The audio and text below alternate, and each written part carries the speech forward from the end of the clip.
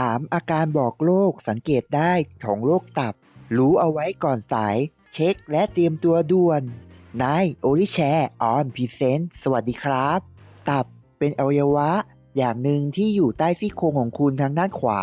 มีหน้าที่กำจัดสารพิษและกรองเชื้อโรคออกจากร่างกายของคุณทางปัสสาวะและอุจจาระครับ ซึ่งเป็นอวัยวะที่สำคัญมาก แต่ว่ามีใครพอสังเกตบ้างไหมว่า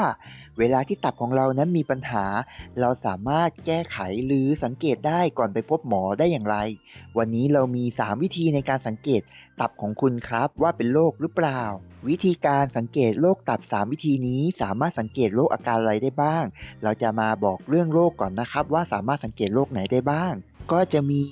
โรคตับอักเสบโรคตับแข็ง ไขมันในตับ และโรคตับจากแอลกอฮอล์ครับ อาการและปัญหาของโรคตับข้อที่ 1 ปวดท้องบ่อยครับ อาการเหล่านี้จะเป็นอาการของโรคลำไส้ครับ เนื่องจากในลำไส้ไม่สามารถย่อยสลายสารพิษได้ จึงทำให้อาเจียนและปวดท้องครับ ขอแนะนำให้ไปหาแพทย์ด่วนเพื่อป้องกันทางด้านอาการติดเชื้อครับ เนื่องจากตับของคุณไม่สามารถสลายสารพิษได้ครับ วิธีการสังเกตข้อที่ 2 ครับ อาการสีผิวเปลี่ยนสีคล้ายโรคดีซ่าน เมื่อตับของคุณทำงานไม่ดีเท่าที่ควรสารพิษต่างๆจะไหลเข้าสู่กระแสเลือดครับ ซึ่งจะทำให้สีผิวของคุณถูกเปลี่ยนเป็นสีเหลือง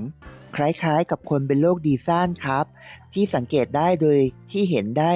นั่นก็คือบริเวณปลายนิ้ว ตา และก็ลิ้นรวมไปถึงสีผิวครับ วิธีการสังเกตข้อที่ 3 ครับ อาการตะคริวและการกระตุกบ่อยๆ แบบเจ็บปวด และมีอาการชาตามปลายนิ้วและปลายประสาท ส่วนใหญ่ผู้ป่วยจะมีอาการปวดท้องบริเวณทางด้านขวา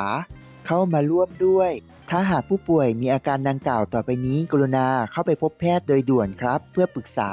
และดูแลสุขภาพตัวเองตามคำสั่งหมอที่แนะนำครับ 3 อาการในการสังเกตว่าตับของคุณมีปัญหาในครั้งนี้หวังว่าจะมีประโยชน์กับใครหลายๆคนนะครับ อย่าลืมแชร์และแบ่งปันเรื่องราวเหล่านี้ให้กับคนที่คุณรักนะครับ และกดถูกใจเพื่อเป็นกำลังใจให้กับเราต่อไป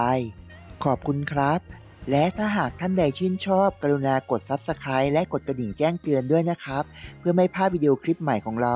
ขอบพระคุณมากครับที่ชื่นชมการพัฒนาของเรา ขอบคุณครับ